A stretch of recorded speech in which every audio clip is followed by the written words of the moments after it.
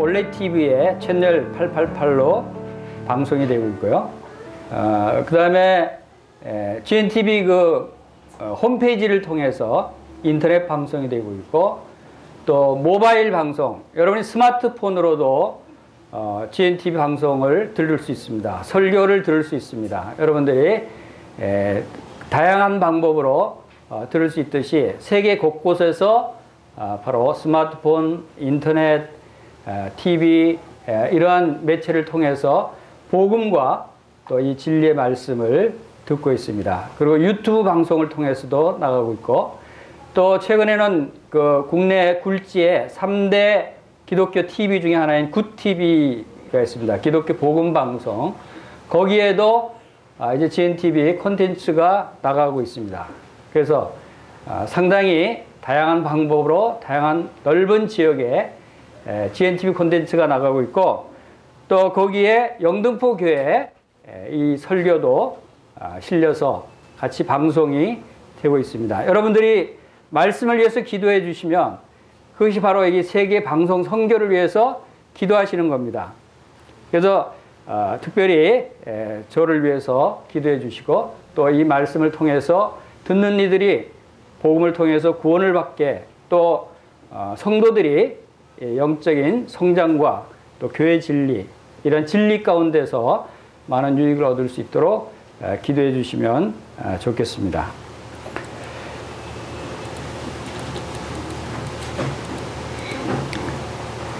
오늘 말씀의 주제는 사람이라는 주제로 말씀을 함께 상고해 보겠습니다. 그동안 지금 주제별 성경 연구를 통해서 하나님에 대해서 우리가 상고해 봤습니다. 하나님이 어떤 분이신가를 우리가 아는 것이 매우 중요합니다. 여러분, 이제 하나님이 어떤 분이신지를 확실히 알겠죠? 그 다음에 우리가 그리스도에 대해서 상고해 봤습니다. 그리스도는 특별히 지난 시간에 크신 하나님 그리스도에 대해서 같이 상고해 봤습니다. 그리스도가 누구신가? 특별히 그분은 하나님이시다 하는 것을 우리가 살펴봤습니다. 그래서 세 번째 주제로는 그리고 오늘 사람이 어떤 존재인가 하는 것에 대해서 살펴볼 예정입니다. 하나님과 그리스도와 사람과의 관계를 우리가 올바로 알지 못하면 우리의 믿음 생활을 성공적으로 할 수가 없기 때문입니다. 또 우리들 사람 자신이 어떤 존재인가, 하나님이 왜 사람을 지으셨는가, 이런 부분들을 우리가 알 필요가 있습니다. 여기 시편 8편 4절 말씀에 사람이 무엇이기에 주께서 그를 생각하시며 인자가 무엇이기에 주께서 그를 돌보시나이까 라고 시편 기자가 고백을 합니다. 이와 같은 고백이 바로 우리들의 고백이 될 수 있습니다. 과연 내가 누구이길래, 사람이 무엇이길래, 내가 무엇이길래 하나님이 나를 이렇게 생각하실까? 또 여호와여 사람이 무엇이기에 주께서 그를 알아주시며 인생이 무엇이기에 그를 생각하시나이까? 여러분, 여기에 대해서 해답을 갖고 있습니까?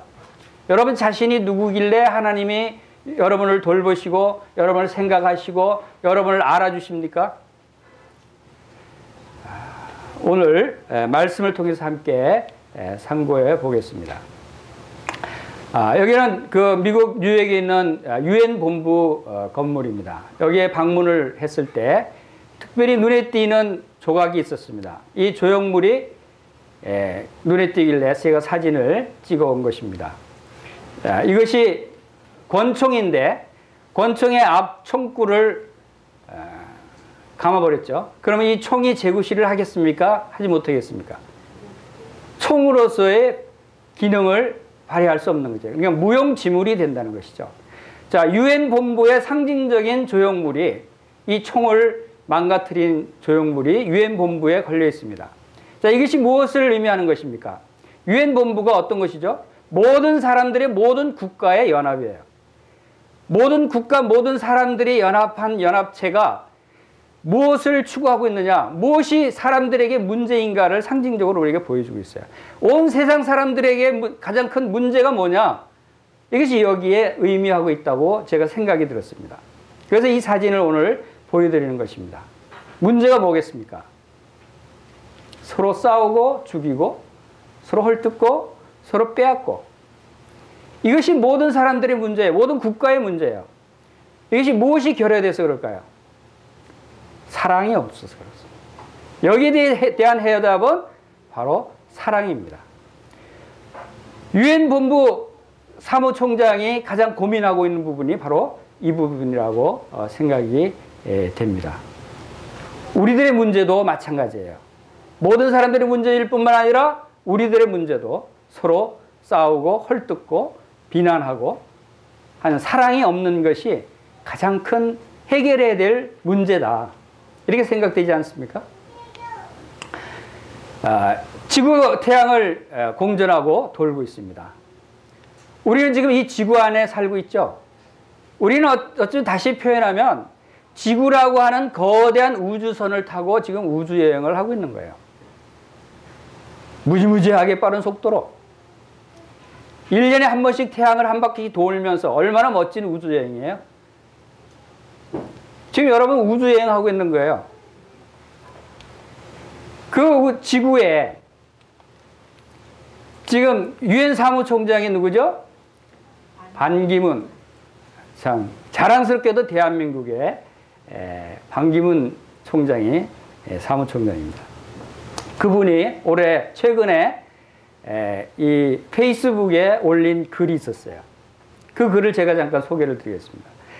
우리는 지구라고 하는 멋진 펜션에 잠시 왔다 가는 여행객들입니다. 적어도 지구를 우리가 만들지 않았고 우리가 값을 치르고 산 것이 아닌 것이 분명합니다. 그렇다면 우리가 이 펜션 주인은 아니겠죠?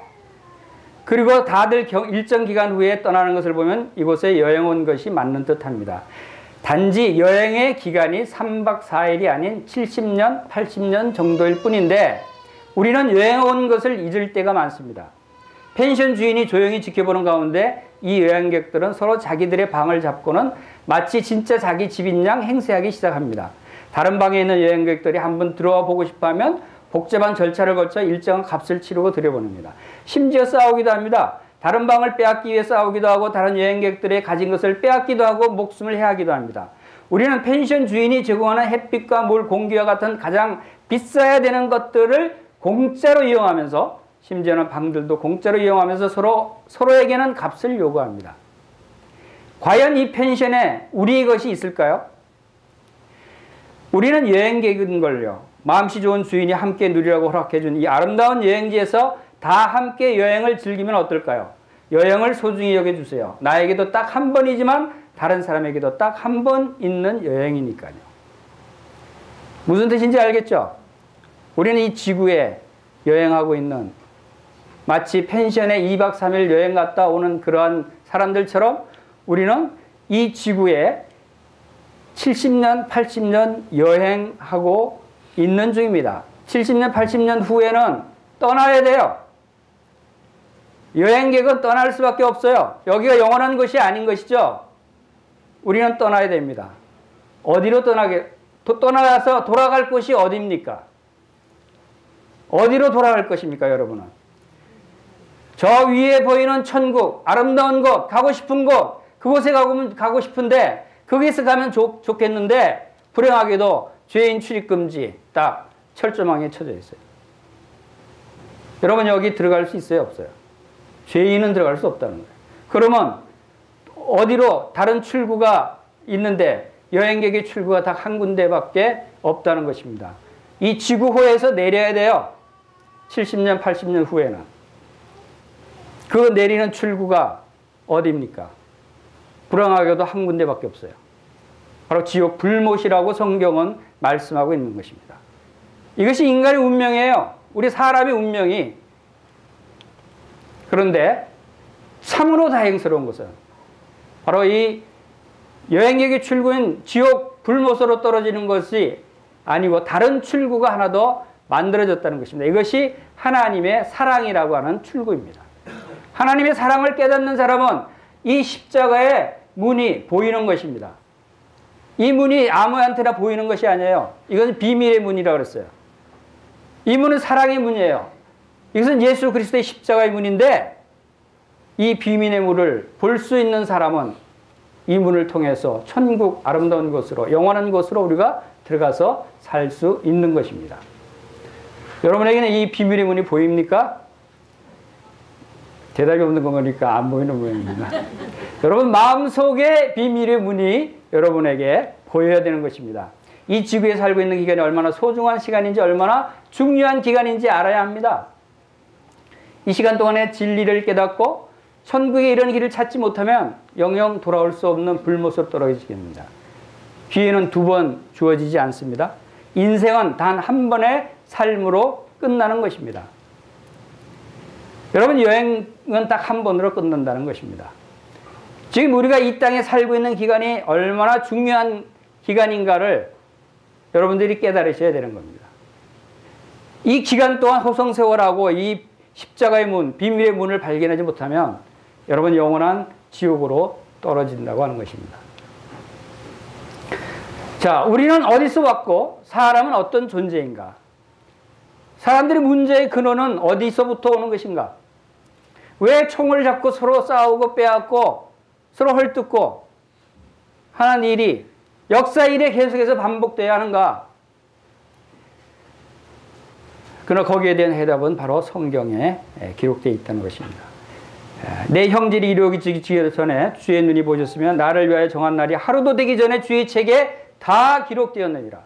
우리가 여기서 해답은 바로 성경책에서 찾을 수 있는 것입니다. 저는 이 성경책을 들고 저기 반기문 사무총장한테 쫓아가고 싶어요. 반기문 사무총장이 이 중요한 직책을 맡고 있어요. 이 문제를 해결할 중책을 맡고 있습니다. 그런데 아까 글을 보니까 그 사무총장님도 해결책을 알고 있는 것 같아요. 표현은 안 했지만. 이 성경 말씀을 알고 있는 것 같아요. 자, 오늘 그래서 우리 사람이란 존재가 어떤 존재인가? 우리 사람의 문제가 뭔가? 우리가 어떻게 살아야 하는가에 대해서 상고해 보겠습니다. 그래서 9가지 제목으로 목차를 정했습니다. 사람의 기원, 사람의 목적이 무엇이고, 사람의 현재 위치가 어떤 위치에 있는지, 사람은 어떻게 생겨 먹었는지, 사람의 구조가 어떻게 됐는지, 또 사람의 본성은 어떠한 본성을 가지고 있는지, 사람의 선택은 무엇이었는지, 또 사람의 타락이 무엇이 문제였는지, 사람의 책임은 무엇인지, 그리고 사람의 본분이 무엇인지. 자, 이 정도면 여러분 사람에 대해서 어느 정도 알 수 있겠죠. 여러분, 이 1시간 동안 다 설명을 드리고 나서 끝에 가서 시험 보겠습니다. 기억하시기 바랍니다. 자, 하나님께서 그 창세전에 계획하신 대로 우주 만물을 지으시고 이 지구를 지으시고 이제 사람을 지으셨어요. 이 사람의 기원, 사람의 기원은 창세전에 예정됐다라고 하는 사실을 우리가 말씀을 통해서 볼 수 있습니다. 에베소서 1장 4절 한번 같이 읽어보겠습니다. 시작. 곧 창세전에 그리스도 안에서 우리를 택하사 우리로 사랑 안에서 그 앞에 거룩하고 흠이 없게 하시려고 그 기쁘신 뜻대로 우리를 예정하사 예수 그리스도로 말미암아 자기의 아들들이 되게 하셨습니다. 우리를 예정하사 예수 그리스도를 통해서 하나님의 자녀들로 삼기 위한 것이 언제부터 계획되셨냐면 창세 전에, 이 우주 만물을 지으시기 이전에 이미 예정하시고 계획하시고 생각하셨다는 거예요. 그래서 여러분들의 기원은 여러분들이 태어날 날부터 여러분의 기원이 시작되는 것이 아니라 이미 영원 전 창세 전부터 하나님의 마음속에 여러분이 있었다는 거예요. 그래서 저는 사람의 기원은 천지 창조를 할 때부터 생각하는 것이 아니라 하나님의 마음속에 생각하셨던 그때부터 본다면 영원 전부터 우리가 시작된 것이다. 하나님과 그리스도와 성령님과 함께 우리도 그 마음속에 있었어요. 이것은 또 무엇을 말해줍니까? 왜 하나님이 영원 전부터 그 마음속에 우리를 품으셨어요? 그것이 바로 하나님의 사랑입니다. 사랑이기 때문에 우리를 마음속에 품으셨다고 하는 것입니다. 여러분, 건축가가 건물을 짓습니다. 이 건물을 지을 때 건축가는 먼저 무엇을 하죠? 이 짓기 전에 머리에 생각하죠. 구상하죠. 자기가 가장 좋은 그림을 그립니다. 그리고 설계를 합니다. 설계도가 완성되면 그때 그 설계도에 의해서 건물을 지어갑니다. 이 건물이 언제부터 있었습니까? 그것은 그 건축가의 머릿속에 생각이 시작될 때부터 이 건물이 시작되는 것입니다. 우리도 하나님께서 우리를 예정하신 창세 전부터 우리가 하나님의 마음속에 우리의 존재가 시작됐다라고 하는 사실을 우리가 여기서 볼 수가 있습니다. 두 번째로는 사람의 기원은 바로 하나님이 창조하셨다. 우리가 저절로 생겨난 것이 아니고 또 진화된 것이 아니고 하나님 우리를 지으셨다고 하는 사실을 우리가 잘 알고 있습니다. 그리고 중요한 것은 하나님이 지으시되 창세기 1장 26절 말씀대로 하나님이 이르시되 우리의 형상을 따라 우리의 모양대로 우리가 사람을 만들고 라고 하시면서 27절에서 하나님이 자기 형상 곧 하나님의 형상대로 사람을 창조하셨다고 말씀을 하십니다. 그리고 사람을 창조하시고 28절에서 생육하고 번성하여 땅에 충만하라 땅을 정복하라 그리고 바다의 물고기와 하늘의 새와 땅에 움직이는 모든 생물을 다스리라 라고 하는 놀라운 축복을 사람에게 주셨다는 거예요. 하나님이 창조하시고 하나님이 사람에게 기대하시고 계획하신 것은 처음부터 지옥에 보내기 위해서 만드신 것이 아니라는 것이죠. 우리에게 번성하고 생육하고 땅에 충만하도록 하나님께서 계획하셨다는 것입니다. 이것이 하나님의 은혜입니다. 그리고 사람의 목적에 대해서 보겠습니다. 사람을 왜 만드셨을까? 하나님이 여러분들을 왜 만드셨어요? 사람이 지음받은 그 목적은 바로 하나님의 사랑의 대상으로 만드셨다는 거예요. 하나님은 사랑이심이라 라고 얘기하는 것은 하나님의 모든 말씀, 하나님의 모든 행하신 일들을 통해서 그 안에는 하나님의 사랑이 나타나 있다는 뜻입니다. 하나님의 심중, 하나님의 말씀, 하나님 모든 행하신 일에는 사랑을 빼면은 그것은 아무것도 아니에요. 그렇기 때문에 인간을 만드신 목적도 바로 우리를 사랑의 대상으로 삼기 위해서 만드셨다라고 하는 이 사실이 매우 중요합니다. 그렇기 때문에 창세 전부터 우리를 계획하시고 마음에 품으셨다는 거예요. 사랑하는 사람을 이미 창세 전부터 마음에 여러분들을 품고 계셨다는 거예요. 이것이 놀라운 하나님의 사랑입니다. 예레미야서 31장 3절 말씀에도 옛적에 여호와께서 나에게 나타나사 내가 영원한 사랑으로 너를 사랑하기에 인자함으로 너를 이끌었다 하였노라. 하나님은 영원한 사랑으로 우리를 사랑한다라고 말씀하십니다. 영원한 사랑이라고 하는 것은 시작도 없고 끝도 없는 사랑입니다. 그것은 영원 전부터 시작된 사랑을 의미하는 것이에요. 그리고 영원 후까지의 사랑을 의미하는 것이에요. 하나님이 여러분을 사랑하시는 것은 영원 전부터 시작된 그 사랑이 이 세상의 어떤 피조물도 끊을 수 없이 견고한 사랑이며 그것은 영원 후까지 지속되는 사랑이다 라고 하는 이 놀라운 사실이 우리에게 말씀하고 있는 것입니다. 요한일서 4장 10절에서 사랑은 여기 있으니 우리가 하나님을 사랑한 것이 아니요 하나님이 우리를 사랑하사 우리 죄를 속하기 위하여 화목제물로 그 아들을 보내셨습니다.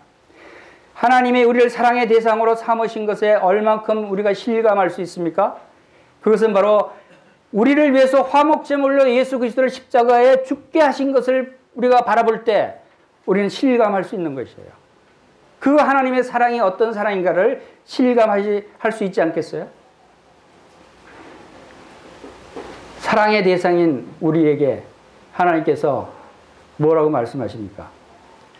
마태복음 22장 37절 다 같이 읽어보겠습니다. 시작. 예수께서 이르시되 내 마음을 다하고 목숨을 다하고 뜻을 다하여 주 너의 하나님을 사랑하라 하셨으니 이것이 크고 첫째 되는 계명이에요. 하나님이 사랑하라고 말씀하세요. 여러분 누구에게 사랑받고 싶어요? 여러분 이웃집에 여자에게 제가 사랑받고 싶은 마음이 전혀 없어요. 저는 단지 제 아내로부터 사랑받고 싶어요. 다른 수많은 여자들이 있죠. 그 수많은 여자들로부터 제가 사랑받고 싶은 마음은 전혀 없어요. 오직 제 아내로부터 사랑받고 싶은 마음이 있어요. 왜? 제가 사랑하는 사람한테 나는 사랑을 받고 싶은 거예요. 여러분 자녀들을 사랑하죠. 자녀들이 여러분을 사랑하기를 원하죠. 이웃집 자녀들이 여러분 사랑하기를 원하세요? 아니죠. 이웃집 남자, 이웃집 여자가 여러분을 사랑하기를 원하지 않아요. 왜? 여러분이 그들을 사랑하지 않기 때문에. 여러분이 사랑하는 대상에게 여러분이 사랑받기를 원하시잖아요. 마찬가지로 하나님은 우리에게 사랑받기를 원하셔요. 왜?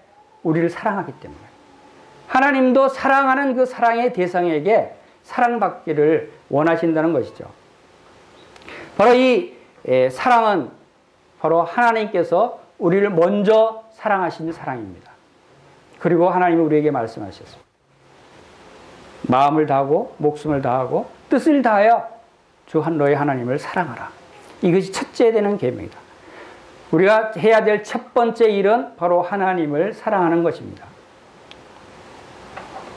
그래서 사람이라는 주제를 써놓고 보니까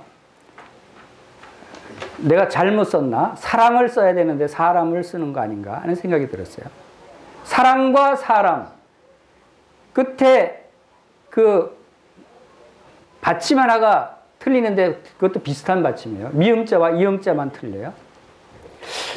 그래서 세종대왕께서 혹시 사람을 사랑이라고 표현하려고 그러다가 잘못해서 미음자로 쓴 것이 아닌가 하는 생각이 들었어요. 사람과 사랑은 거의 비슷한 단어예요. 한국말로는. 자, 이것은 이제 제 생각이다만 사람은 사랑이 없이는 살 수 없어요. 사람에게 필요한 것은 사랑이에요.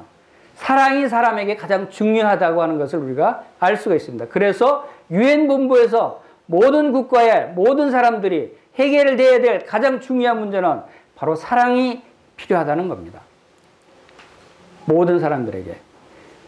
바로 이러한 부분에서 하나님께서 왜 나를 사랑하시는가? 왜 나를 위해서 독생자까지 내어주시면서 나를 사랑하시는가? 이런 부분들을 우리가 생각해 볼 수 있어야 됩니다. 자, 두 번째 사람의 목적은 하나님의 영광을 위해서 하나님께서 사람을 만드셨다고 하는 것입니다. 첫 번째 목적이 사랑의 대상으로 만드셨어요. 하나님은 영광을 받으시기를 원하십니다. 그런데 하나님의 영광을 받으시기를 원하시는데 그 영광은 누구로부터 받기를 원하시냐면 사랑하는 사람으로부터 영광을 받기를 원하신다는 겁니다. 내 이름으로 불려지는 모든 자 곧 내가 내 영광을 위해 창조한 자를 오게 하라. 그를 내가 지었고 그를 내가 만들었느니라. 바로 하나님은 그 사랑의 대상으로부터 영광을 받기를 원하죠. 여러분도 여러분의 사랑의 대상으로부터 사랑하는 분들로부터 여러분의 영광 받기를 원하지 않습니까? 사랑하는 사람이 여러분들을 격려하고 사랑하는 사람이 여러분들을 칭찬하고 사랑하는 사람들이 여러분을 위로하고 하는 것을 여러분들이 원하지 않아요? 모르는 사람들로부터 아무리 위로를 받고 격려를 받고 그래도 별로 마음에 감동이 없어요. 여러분이 사랑하는 가족, 사랑하는 친구, 사랑하는 형제, 자매들로부터 여러분들이 바로 격려를 받고 위로를 받는 것이 여러분의 위로가 되는 것입니다. 저도 성도 여러분들께 사랑받고 싶어요. 여러분들이 저를 많이 사랑해 줬으면 좋겠어요. 왜? 제가 여러분들을 사랑하니까. 저는 제가 사랑하는 분들로부터 사랑을 받고 싶은 거예요. 저를 위해서 기도해 주시고 저를 위해서 많은 사랑을 베풀어 주시길 바랍니다. 그것이 하나님의 마음도 하나님도 나를 사랑하시기 때문에 내가 하나님을 사랑하기를 원하시는구나 하는 것을 생각하게 된 것입니다. 사람의 이 중요한 목적을 상실한 인간들이 있다는 것입니다. 그것은 로마서 1장 21절 말씀대로 하나님을 알되 하나님을 영화롭게도 아니하고 감사하지도 아니하고 오히려 그 생각이 허망해지고 미련한 마음이 어두워졌나니 스스로 지혜 있다 하나 어리석게 되어 썩어지지 아니하는 하나님의 영광을 썩어질 사람과 새와 짐승과 기어다니는 동물 모양의 우상으로 바꾸었느니라. 하나님께 영광을 돌려야 될 하나님의 사랑의 대상이 하나님께 영광을 돌리지 않고 오히려 썩어질 그러한 짐승들, 새와 기어다니는 벌레들 이런 물질들에게 오히려 경배를 드리고 그들을 섬긴다면 하나님이 얼마나 가슴이 아파하겠어요. 이것이 바로 목적을 상실한 사람들의 모습입니다. 여러분, 시계가 있는데 시계 요즘 잘 차고 다니지 않죠? 이 스마트폰을 주로 갖고 다니죠. 이 스마트폰이 여러 가지 다양한 기능이 있어요. 스마트폰, 제가 얼마 전에 콘크리트 바닥에 실수해서 스마트폰을 떨어뜨렸어요. 떨어뜨렸는데 이 한쪽에 닿으면서 여기 액정이 깨지면서 금이 가고 보기가 좀 흉합니다. 그런데 다행히 기능은 전혀 이상이 없어요. 스마트폰의 기능은 그대로 갖고 있어요. 만약에 스마트폰 기능까지 작동이 안 됐다면 버렸을 거예요. 쓰레기통에. 이 스마트폰의 목적하고 있는 기능은 그대로 있기 때문에 바꾸지 않고 그대로 쓰고 있습니다. 그대로 간직하고 있어요. 하나님께서 우리 사람을 만드셨는데 사람이 그 만든 목적에 부합하지 않고 목적을 상실한 인간은 어떻게 하겠어요? 버리는 것입니다. 그것이 아까 지구를 여행하다 돌아가야 될 그 여행객의 출구, 그 시뻘건 불못의 출구로 버리는 것입니다. 그 다음 세 번째, 사람의 위치. 사람이 어떤 위치에 있는가? 사람의 존재라는 것이 과연 어떤 존재인가? 그것은 성경에 분명히 사람은 피조물이다. 창조주 하나님이 지으신 피조물이라는 것입니다. 그리고 토기와 토기장이의 비유도 말씀하고 있습니다. 로마서 9장과 예레미야서에서 바로 이 토기장이의 비유에 대해서 말씀하고 있습니다. 여러분, 이 그림에 나와 있듯이 토기장이가 그릇을 만듭니다. 누구의 생각대로, 누구의 마음대로 만들죠? 토기장이 마음대로 모양을 만듭니다. 쓸 목적을 생각하면서. 근데 만들다가 잘못 만들어서 그 목적에 상실하거나 작품이 되지 않을 때는 어떻게 하죠? 여지없이 버리는 것입니다. 인간이 그와 같은 존재라는 것입니다. 그리고 종과 주인의 관계입니다. 종은 주인이 시키는 대로 해야 됩니다. 종이 스스로 자기 주장을 할 수가 없습니다. 또 네 번째로 죄인과 심판주의 관계입니다. 모든 사람이 죄를 지었기 때문에 죄인일 수밖에 없습니다. 그 심판을 받아야 할 죄인. 이것이 피조물이고 토기와 같은 자이고 종이고 죄인과 같은 이러한 신분이 바로 이 우리 사람의 신분이다라고 하는 사실을 우리가 여기서 알 수 있죠. 그리고 또 욥기서에는 어떤 말씀이 있는가 하면 좀 듣기가 거북한 얘기지만 구더기 같은 사람, 벌레 같은 인생이라고까지 표현하고 있습니다. 우리 인생이 구더기같이, 여러분 구더기 얼마나 하찮은 미생물입니까? 벌레 같은 인생이라고 말하고 있습니다.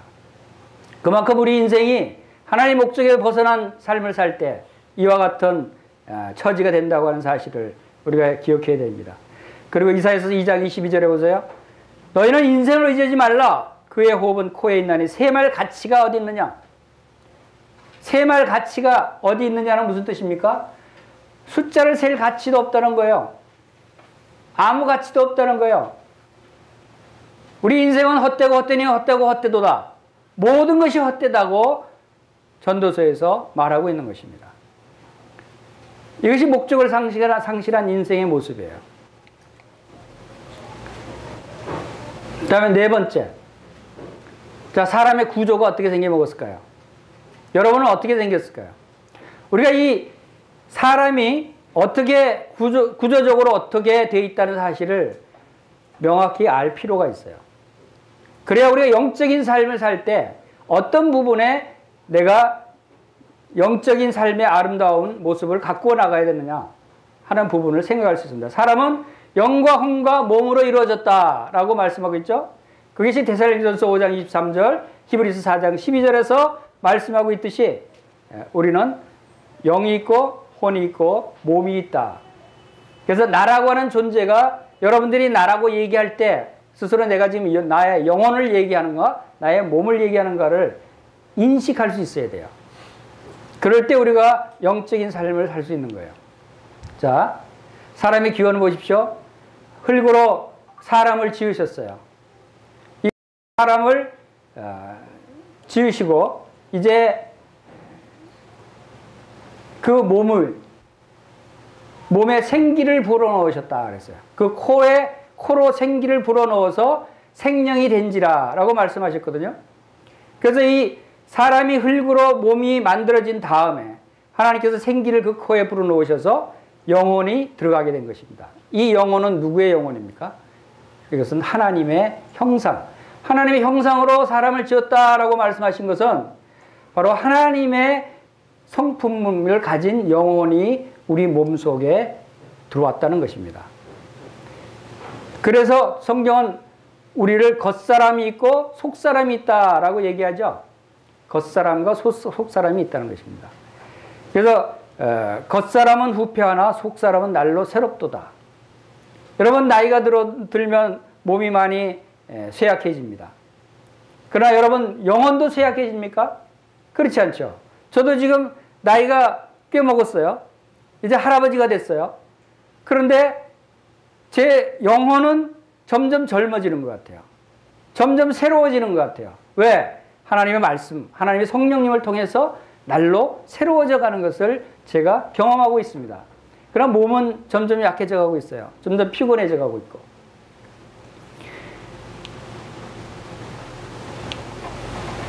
자, 이 몸은 몸과 영혼으로 구분되어 있는데 우리가 이 부분을 잘 인식하고 있을 필요가 있는 것이 몸은 주위에 있는 것을 감지하는 기관들입니다. 세상을 의식하는 감각기관이죠. 그 다음에 고린도후서 5장 1절에 만일 땅에 있는 우리의 장막집이 무너지면 하나님께서 지으신 집 곧 손으로 지은 것이 아니요 하늘에 있는 영원한 집이 우리에게 있는 줄 아느니라 라고 하는 말씀이 있습니다. 자, 여기서 장막집은 뭐를 의미하는가? 여기서 우리의 장막집이 있다고는 우리와 장막집이 구분되어 있다는 것입니다. 그래서 우리라고 하는 것은 우리의 영혼을 얘기하는 것이에요. 그리고 이 장막집이라고 해서는 이 영혼이 머물고 있는 몸을 의미하는 것입니다. 여기에 대해서 분명하게 우리가 구분할 수 있고 인식할 수 있어야 우리가 참으로 영적인 삶을 살 수 있는 거예요. 성경에는 고린도전서 3장에서는 육신적인 사람과 신령한 자의 구분을 말씀하고 있습니다.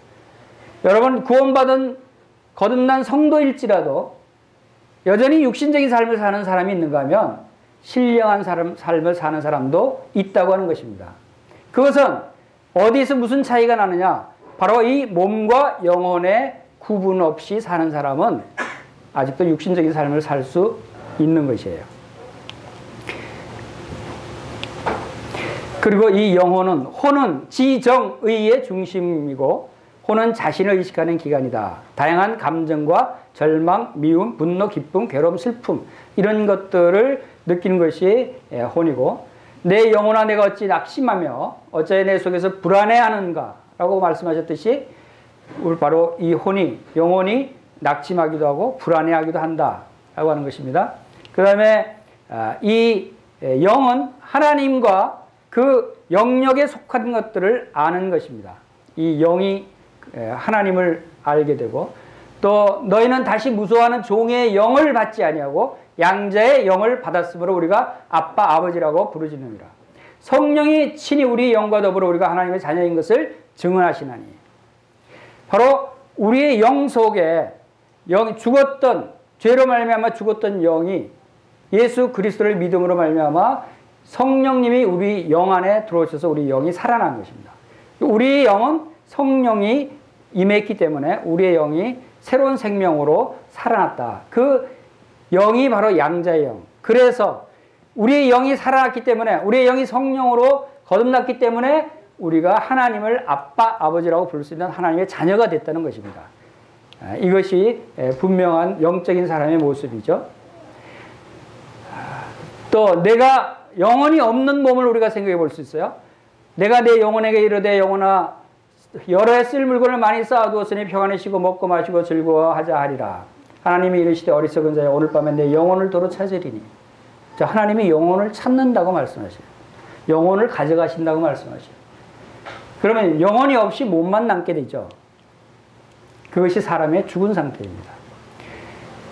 영혼 없는 몸이 죽은 것 같이 행함 없는 믿음은 죽은 것이라 라고. 이 영혼이 떠나가 버리는 것이죠. 이것이 죽은 자의 모습이에요. 그다음에 사람의 본성. 여러분의 본성은 악합니까? 선합니까? 사람의 본성을 우리가 생각해 볼 필요가 있어요. 첫 번째, 사람은 하나님의 형상을 따라 창조됐다고 말씀하고 있죠. 그러면 사람의 본성이 선합니까? 악합니까? 선한 사람으로 창조됐다고 하는 것입니다. 그런데 타락했을 때 하나님의 형상이 떠나고 사탄의 형상이 들어와서 바로 이 사람의 본성이 악해지기 시작했다. 이것이 다시 그림으로 보면은 창조시 하나님의 형상은 하나님의 형상 곧 하나님의 영혼이 우리에게 들어왔을 때 우리의 속성, 우리의 성품은 하나님의 속성으로 지음을 받았어요. 그것이 거룩과 의로움과 사랑과 은혜와 자비와 선과 인내와 진리와 지혜, 이러한 선한 성품을 우리가 가졌던 자입니다.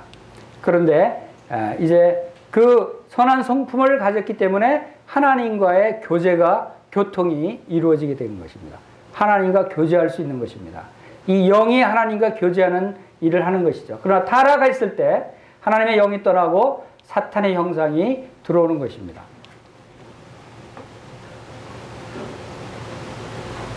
타락했을 때 사탄의 영이 들어와서 사람의 본성이 바뀌어지는 거예요.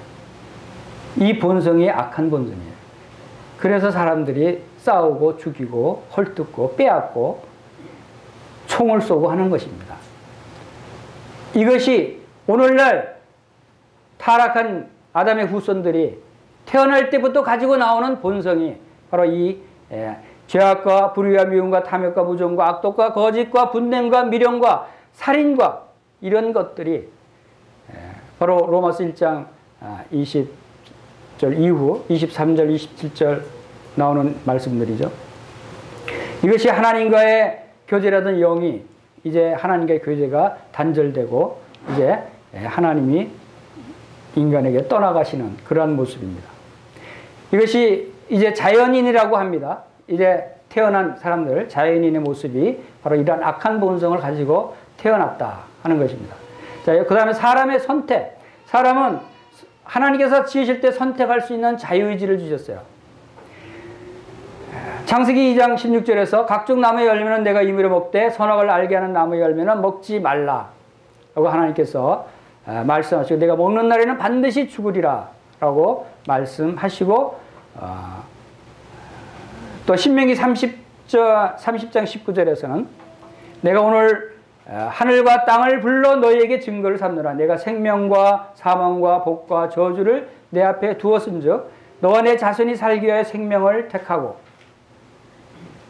우리에게 놓여 있는 것이 바로 생명과 사망, 복과 저주, 선악과와 생명나무의 실과, 이런 것들이 사람들 앞에 놓여 있었어요. 그것을 선택할 수 있게 하나님께 선택의 자유를 주셨어요. 자유의지를 주신 것이죠. 여러분은 무엇을 선택하겠어요? 여러분은 지금 당연히 생명과 복을 선택하겠죠. 당연히 생명나무의 실과를 선택하겠죠. 왜 그런지 아세요? 이미 여러분 속에는 하나님의 생명이 들어와 있기 때문에. 그러나 태어날 때부터 가지고 난 악한 본성은 그러한 것을 선택하지 않아요. 우리 최초에 그 하와가 잘못된 선택을 하게 된 동기를 보면 하나님의 말씀에는 내가 먹는 날에는 반드시 죽으리라 라고 하셨는데 불구하고 잘못된 말씀의 지식을 가지고 있었어요. 만지지도 말라 너희가 죽을까 하노라 하셨느니라. 이것은 하와가 말씀에 대한 지식이 잘못된 것이죠. 그 다음에 이 사탄이 그것을 알고 유혹합니다. 너희가 결코 죽지 않겠다. 하나님과 같이 대하여 선악을 알 줄 하나님이 아심이라. 하나님은 반드시 죽으리라고 했는데 바로 하와는 죽을까 하노라고 하고 변경하니까 사탄은 금방 너 절대 안 죽어 라고 얘기해 버립니다. 이러니까 하와는 사탄의 말을 믿게 되어버려요. 사탄을 선택해 버립니다. 하나님의 말씀을 선택하는 것이 아니라. 그리고 또 그 마음속에 바로 세상 정욕이 먹음직도 하고 보암직도 하고 지혜롭게 할 만큼 탐스럽기도 한 이러한 정욕이 그 마음에 생겨서 그가 그것을 선택하는 것을 봅니다. 고린도전서 11장 3절에서도 오늘날 성도들에게 성령님이 이렇게 말씀하십니다. 뱀이 그 간계로 하와를 미혹한 것 같이 너희 마음이 그리스도를 향하는 진실함과 깨끗함에서 떠나 부패할까 두려워하노라. 우리도 이러한 부분에 있어서 각성해야 되고 경성해야 되고 깨어 있어야 됩니다. 바로 뱀이 미혹한 것처럼 오늘날도 사탄은 우리를 이렇게 미혹할 수 있어요. 우리가 여기 넘어갈 수 있어요. 하와처럼. 이런 것을 우리가 조심해야 한다는 것입니다. 하나님의 말씀을 순종하겠습니까? 사탄의 말을 순종하겠습니까? 지금 여러분 당연히 내가 왜 사탄의 말을 순종해? 그렇게 대답할지 몰라요. 그러나 살아가면서 육신의 정욕이 그 마음 가운데 들어오게 되면 이제 사탄의 말에 끌리게 될 때가 있는 것입니다. 부정과 부패에 휩쓸리게 될 때가 있는 것이에요. 이것을 조심하라는 것입니다. 분명한 것은 하나님의 말씀을 분명히 우리가 알고 있어야 할 필요가 있는 것이 바로 우리는 이것을 우리가 순종해야 되는데 무턱대고 순종하는 것이 아닙니다. 지성적인 순종이라는 말이 있습니다. 그것은 우리가 하나님의 말씀을 올바로 알고 있을 때 그 말씀, 알고 있는 말씀대로 순종할 때 온전한 순종이 가능하다. 하나님의 말씀에 대한 지식에 대해 기초한 순종, 하나님에 대한 경외심, 믿음으로 순종하는 것을 지성적인 순종이다 라고 이렇게 우리가 얘기할 수 있습니다. 바로 이러한, 그래서 하나님 말씀이 중요하다고 하는 것을 알 수가 있죠. 자, 이제 7번째, 사람이 타락한 모습을 봅니다. 여러분 잘 아시는 대로 에덴 동산에서 아담과 하와가 얼마나 행복하게 만물을 다스리고 있었어요. 그런데 사탄 뱀이 그를 유혹해서 아까 말씀드린 대로 그러한 거짓된 말을 함으로써 선악과를 따먹고 죄인이 됩니다. 그리고 그 결과로 에덴 동산에서 추방되죠. 그리고 그 결과로 죽음이 이르게 되고 저주를 받게 되고 형벌을 받게 됩니다. 이것이 하나님 말씀을 불순종한 결과죠. 그리고 진노의 자녀가 됐다. 진노의 자녀는 사탄의 자녀가 됐다는 거예요. 하나님의 자녀가 이제 불순종으로 말미암아 바로 사탄의 진노의 자녀가 되는 이런 결과를 한 것이죠. 그리고 몸과 영혼이 부패해졌다. 예레미야서 17장 9절에서는 만물보다 거짓되고 심히 부패한 것은 마음이라 누가 능히 이를 알려마는. 왜 사람들의 마음이 그렇게 부패하고 악하고 더럽고 추하게 됐는가? 그것은 바로 하나님의 말씀에 대한 불순종으로부터 시작이 됐다는 것이죠. 그래서 타락했을 때 하나님의 아담의 형상은 이제 사탄의 형상으로 바뀌게 되는 그림이죠. 그 안에 있던 하나님의 성품이 이제 떠나가고 이제 사탄의 성품이 그 안에 들어오고 이제 그 마음에 하나님 두기를 싫어한다. 로마서 1장 28절에서 말씀하고 있습니다. 이게 타락한 자의 본성이에요.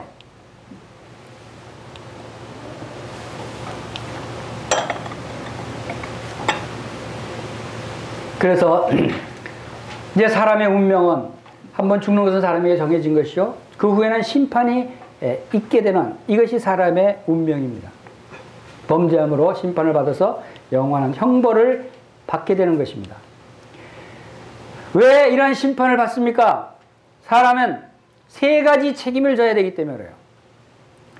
사람에게 책임이 져야 될 것 세 가지가 있습니다. 그것은 선택권에 대한 책임을 져야 되는 것입니다. 그것은 불순종에 대한 책임입니다. 하나님을 택하지 않고 사단의 말을 택한 그 불순종에 대한 책임의 결과는 바로 심판이라고 하는 것이죠. 두 번째, 인식에 대한 책임을 져야 됩니다. 하나님의 계시를 부정했습니다. 하나님을 알만한 것을 만물을 통해서 다 보여주셨는데도 불구하고 하나님을 알되 오히려 썩어질 금수와 보레지 형상의 우상을 섬긴 그러한 책임을 져야 되는 것입니다. 그것이 바로 심판인 것입니다. 그리고 이제 세 번째로 믿음에 대한 책임을 져야 되는 것입니다. 하나님이 세상을 이처럼 사랑하사 독생자를 주셨으니 이는 그를 믿는 자마다 멸망치 않고 영생을 얻게 하려 하심이라. 주 예수를 믿으라. 그러면 너와 내 집이 구원을 얻으리라. 예수 그리스도를 믿으라고 수없이 말씀을 하셨는데도 불구하고 그것을 믿지 않은 책임을 져야 되는 겁니다. 그 말씀을 들었는데도 불구하고 그 말씀을 믿지 않은 책임을 져야 된다고 하는 것입니다. 그것이 바로 심판인 것입니다. 요한복음 3장 36절에 아들을 믿는 자에게는 영생이 있고 아들을 순종하지 않은 자에게는 영생을 보지 못하고 도리어 하나님의 진노가 그 위에 머물러 있느라. 이것이 인간이 책임져야 할 세 가지 책임입니다. 그 결과는 바로 하나님의 진노의 불못입니다. 복음은 바로 여기서부터 우리가 깨닫게 되는 것입니다. 이러한 책임을 질 우리에게, 우리를 사랑하시는 하나님께서는 우리를 사랑하시기 때문에 이 책임을 대신 짊어지려고 이 땅에 오셨어요. 이 책임을 대신 짊어지고 십자가에 달리셨어요. 여러분이 당해야 할 책임을 하나님이 책임을 지신 거예요. 내가 책임지겠다. 왜? 내가 널 사랑하니까. 이것이 하나님의 사랑이에요. 우리의 죄에 대한 심판을 대신 받고 바로 그 심판을 받은 예수 그리스도를 믿으면 이제 죄의 형벌로부터 건짐을 받아서 영원한 생명을 얻게 되는 이 놀라운 은혜의 복음을 우리에게 주신 것입니다. 이것이 하나님의 사랑이고 이것이 하나님의 은혜인 것입니다. 자, 이러한 것에 대해서 우리가 생각하겠습니다. 마지막으로 사람의 본분에 대해서 한번 생각해 보기를 원합니다. 자, 우리는 이제 어떤 삶을 살아야 하는 것이죠. 본분은 뭡니까? 마땅히 해야 될 그러한 일을 얘기하는 것이죠. 자, 본분을 두 가지로 나눠봤어요. 첫 번째, 자연인의 본분이 있고, 두 번째, 구원받은 자의 본분이 있다고 생각이 됩니다. 왜냐하면 아직도 예수님을 믿지 않는 자연인이라고 할 수 있는 그 사람은 무엇을 해야 될까요? 그것은 당연히 바로 우리의 크신 하나님 구주 예수 그리스도를 믿고 구원을 받는 것이에요. 이 세상 모든 사람들이 당연히 마땅히 해야 될 가장 중요한 첫 번째 일은 예수 그리스도를 믿고 구원받는 것입니다. 그것이 사람의 본분이에요. 그렇지 않으면 그가 이제 이 지구를 떠날 때 영원한 형벌로 떨어지게 된다는 것입니다. 그 다음에 구원받은 성도 여러분, 여러분들의 본분은 무엇입니까? 여러분 이제 예수 그리스도를 믿고 구원받았어요. 이제 여러분이 지구를 떠날 때 그 지옥 불못으로 떨어지는 그 출구 말고 이제 천국에 가는 그 길을 여러분들이 발견했어요. 찾았어요. 천국에 들여보냈던 약속을 여러분들이 받았어요. 그러면 이제 여러분들이 어떤 본분을 가지고 어떤 삶을 살아야 할 것입니까? 디도서 3장 5절에서 이렇게 말씀하십니다. 우리를 구원하시되 우리가 행한 바 의로운 행위로 말미암지 아니하고 오직 그의 긍휼하심을 따라 중생의 시즌과 성령의 새롭게 하심을 하셨나니 우리 구주 예수 그리스도로 말미암아 우리에게 성령을 풍성히 부어주사. 자, 우리를 구원하신 다음에 우리에게 무엇을 주셨다고요? 성령님을 주셨다는 거예요. 우리를 거듭나게 하사 성령을 주셨는데 풍성히 부어주셨다. 바로 우리 영혼에, 우리 영이 성령으로 풍성히 채워졌다라고 하는 사실을 우리가 알 수 있죠. 자, 우리가 본분을 찾을 때 먼저 깨달아야 할 것이 바로 우리에게 성령이 계신다는 사실입니다. 성령이 내 안에 있다면 내가 어떤 일을 할 수 있는가? 자, 먼저 중생한 사람의 형상은 바로 잃어버렸던 그 본성, 하나님의 형상으로 처음 지음을 받았던 그 본성을 회복했다는 것입니다. 자연인이 영의 사람으로 바로 이제 회복이 됐다는 것입니다. 근데 문제가 있어요. 아직도 몸에 있는 이 붉은 글씨들이 남아있죠. 이 육신의 본성들이 아직도 완전히 떠나가지 않았다는 거예요. 우리가 육에 살고 있기 때문에. 자, 이것이 우리의 영적인 삶을 방해하는 가장 골치 아픈 것들이에요. 이것을 우리가 잘 다스릴 수 있어야 우리가 성공적인 신령한 자의 삶을 살 수 있다고 생각이 됩니다. 자, 잃어버렸던 하나님과의 교통이 회복됐습니다. 왜? 그것은 우리 안에 성령이 들어오셨기 때문에. 그리고 우리 영혼에는 바로 하나님의 성품이 우리 안에 들어오게 된 것입니다. 그래서 우리의 거듭난 구원받은 성도들의 본성은 바뀌어진 것이죠. 무엇으로 바뀌었습니까? 악한 본성에서 하나님의 선한 본성으로 바뀐 것입니다. 그 선한 본성의 내용들은 사랑과 은혜와 자비와 선과 진리와 인내와 지혜와 거룩과 의로움, 이러한 본성으로 바뀐 것입니다. 다시 태어난 것입니다. 그래서 하나님과의 교통이 이제 시작이 되는 것입니다. 그래서 신령한 자, 이제 구원받은 거듭난 그리스도인들은 이제 신령한 자가 된 것이에요. 그래서 신령한 자의 의미는 바로 하나님이 영이십니다. 영이신 하나님과 교제하고 영이신 하나님과 교통하기 위해서는 영적으로 살아있어야 되는 것입니다. 영의 사람이 되어야 된다는 것이죠. 그리고 하나님은 사랑이시다라고 말씀하셨어요. 이 사랑이신 하나님은 영적으로 그 사랑을 우리가 받고 드리고 주고 할 수 있는 것입니다.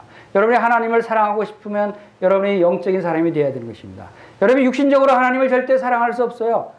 육신적인 사람이 어떻게 하나님을 사랑하고 이웃을 사랑할 수 있어요? 그것은 불가능한 것입니다. 영을 따르는 자는 영의 일을 생각한다고 말씀하시고 영의 생각은 생명과 평안이라고 말씀하고 있습니다. 소망이 우리를 부끄럽게 하지 아니하면 우리에게 주신 성령으로 말미암아 하나님의 사랑이 우리에게 부은 바 됨이니, 성령으로 우리에게 부은 바 된 것은 바로 하나님의 사랑이라고 말씀하고 있죠. 그리고 영을 따라 행하는 자는 율법의 요구가 이루어진다고 로마서 8장 4절에 말씀하고 있습니다. 율법의 요구 얼마나 지키기 힘들어요. 얼마나 어려운 것들이에요.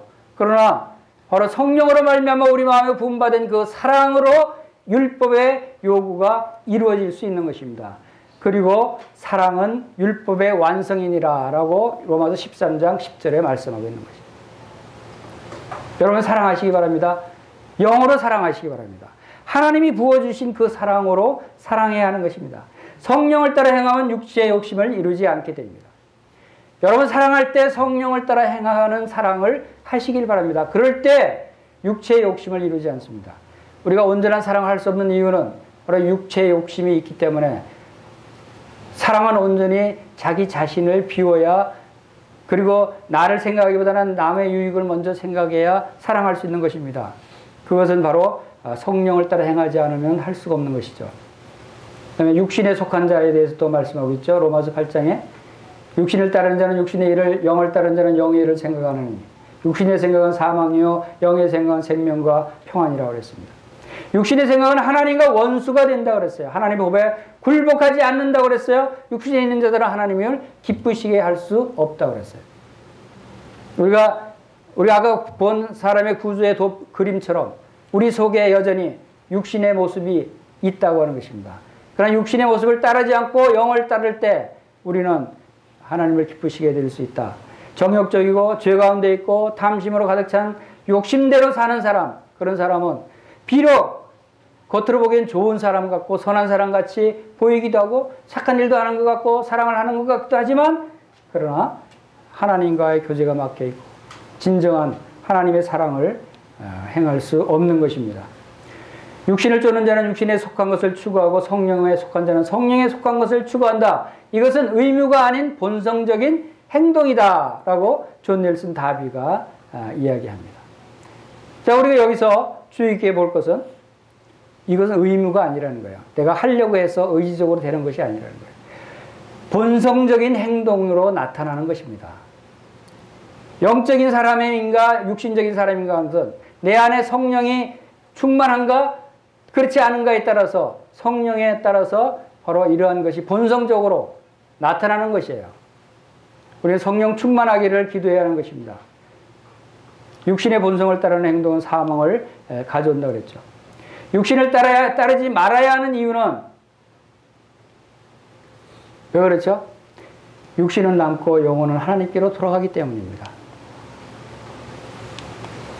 영혼은 하나님께로 가는 것입니다. 이 몸에 있는 악한 습성, 몸은 이 땅에 남는 것입니다. 몸은 흙으로 돌아가는 것입니다. 사라지는 것이에요. 흙으로 왔다가 흙으로 가는 것이 바로 우리 인생이에요. 여러분 육신에 얽매이지 마시기 바랍니다. 여러분 단장할 때 육신을 너무 단장하지 마시기 바랍니다. 영을, 속사람을, 영혼을 여러분이 단장하시고 영혼을 살찌우시기 바랍니다. 이것이 욥기서 24장 15절에 모든 육체가 다 함께 죽으며 사람은 흙으로 돌아가리라. 전도서 3장 20절에 다 흙으로 말미암았으므로 다 흙으로 돌아가나니 다 한 곳으로 가거니와 인생 대원은 위로 올라가고 짐승의 영혼은 아래고 땅으로 내려간 줄 누가 알랴. 이 땅 아래 흙으로 돌아갈 우리 겉사람, 육신의 소욕, 정욕 이런 것들에 여러분들이 목숨을 걸지 마세요. 이런 것들에 여러분들의 모든 것을 쏟지 마시기 바랍니다. 그래서 성령을 쫓아서 사람이, 특별히 그리스도인들이, 거듭난 성도들이 해야 할 본분이 뭡니까? 다 같이 하겠습니다. 하나님을 사랑하라. 이것이 우리 사람의 본분이에요. 구약의 전도서 12장에서는 사람의 본분을 뭐라고 말씀하셨어요? 하나님을 경외하라고 했어요. 하나님을 경외하는 것이 사람의 본분이다. 그리고 하나님을 예배하고 하나님을 찬양하고 하는 것이 사람의 본분으로 많은 것에 말씀하고 있습니다.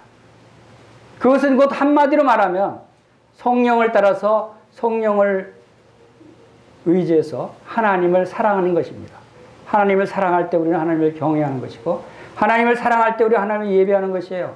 하나님을 사랑할 때 우리는 하나님을 찬양하는 것입니다. 너는 마음을 다하고 뜻을 다하고 힘을 다하여 내 하나님 여호와를 사랑하라 라고 말씀하고 있는 것입니다. 자, 이제 다 살펴봤습니다. 우리가 지금 이 사람의 기원과 이치와 목적과 구조와 본성과 선택, 타락, 책임, 분분 여기에 대해서 우리가 살펴봤습니다. 시험 본다 그랬죠. 자, 시험 문제. 사람의 기원은 뭐라고 말씀드렸죠? 다 같이 따라해 보겠습니다. 하나님의 지으심. 하나님이 우리 사람을 지으셨다. 그것도 언제부터요? 창세 전부터 마음에 예정하셨다. 사람의 기원은 창세 전, 영원 전부터 시작됐다는 거예요. 그 다음에 두 번째 문제의 답은 뭐죠? 바로 사람의 위치는 피조물이다는 거예요. 우리는 내세울 곳이 없는 사람들이에요. 그 다음에 사람의 목적은 뭐라고 그랬죠? 하나님의 사랑의 대상이라는 거예요. 하나님의 사랑의 대상으로부터 하나님은 영광받기를 원하셔요. 하나님의 구조는 뭘로 되어 있다고 그랬어요? 세 가지, 몸과 혼과 영으로 구성이 되어 있어요. 여러분, 몸을 위해 살 것입니까? 영혼을 위해서 살 것입니까? 여러분 생각해야 됩니다. 사람의 본성은 하나님의 성품으로 지음을 받았어요. 원래 하나님은 이 하나님의 성품을 가진 사람들이에요. 근데 지금 여러분들이 어떤 성품을 가졌습니까? 여러분 구원받은 사람들은 하나님의 성품을 회복한 거예요. 여러분들 하나님의 성품을 가지고 있어요. 그래서 저는 형제 자매님들이 굉장히 귀하게 보이는 거예요. 하나님의 성품을 가진 분들이기 때문에. 우리 함께 하늘의 부르심을 입은 거룩한 형제들아 라고 히브리서에서도 성령님이 말씀하고 있습니다. 사람은 무엇을 선택했어요? 선악과를 선택했어요. 생명나무의 과실을 선택했더라면 얼마나 좋았을까. 그런데 여기에도 하나님의 은혜가 있어요. 생명나무의 과실을 선택하지 않고 선악과를 따먹은 것이 결과적으로 우리들에게는 더 큰 축복이다 라고 하는 사실을 우리가 나중에 또 배우게 될 것입니다. 이것이 더 큰 축복이에요. 사람이 왜 타락했죠? 바로 불순종 때문에 타락했습니다. 사람의 책임의 결과가 뭐라 그랬습니까? 그것은 심판입니다. 무엇에 대한 책임? 세 가지 책임이 있다고 그랬어요. 그것은 불순종에 대한 책임, 또 인식에 대한 책임, 믿지 않은 것에 대한 책임. 이 세 가지에 대한 책임을, 그 책임을 대신, 이 심판을 대신 짊어지고 가신 분이 바로 우리 주 예수 그리스도시다. 마지막으로 사람의 본분은 믿지 않은 사람들에게 있어서 사람의 본분은 예수 그리스도를 믿어야 한다는 것입니다.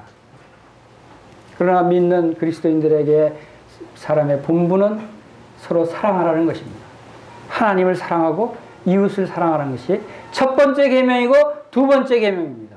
첫째와 둘째 가장 중요하다는 뜻이죠. 이것이 하나님께서 우리에게 주시는 말씀입니다. 이것이 우리 사람의 모습입니다. 여러분들이 우리 자신을 잘 인식하고 우리의 본분에 합당한 삶을 살게 되기를 바랍니다. 다 같이 기도하겠습니다.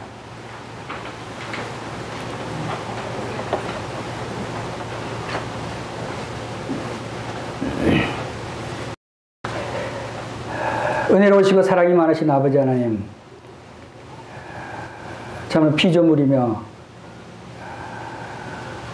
토기장이가 만든 토기와 같은 짐을 받은 대로 있을 수밖에 없는, 또 벌레만도 못한 구더기 같은 아무것도 쓸모없는 그런 하찮은 우리 인생들을 하나님께서 이토록 사랑하시고, 우리를 사랑하시되 이미 영원 전부터 우리를 그 마음의 사랑의 대상으로 품으시고 우리를 사랑의 대상으로 지으셔서 우리 속에 하나님의 영이 들어오시고 우리와 함께 영원토록 교제하기를 원하셨던 하나님의 그 놀라우신 은혜와 사랑을 이 시간 기억할 때 참으로 감사를 드립니다.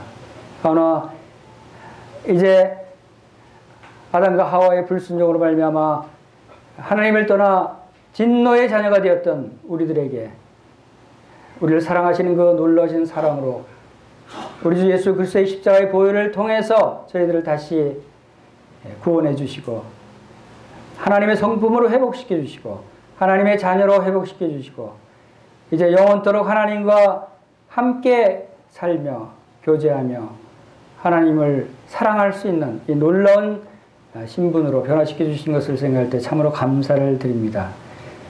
저희들이 마땅히 저희들의 본분을 다할 수 있는 차로 성령님께서 인도해 주시기를 원합니다. 하나님을 사랑하며 이웃을 사랑하는 하나님께서 저희들에게 맡기신 본분을 다할 수 있도록 성령님께서 도우시고 함께해 주시기를 간절히 원합니다. 이 시간 함께 하신 것을 감사를 드리며 우리 구주 예수님의 귀하신 이름으로 감사하며 기도하옵나이다.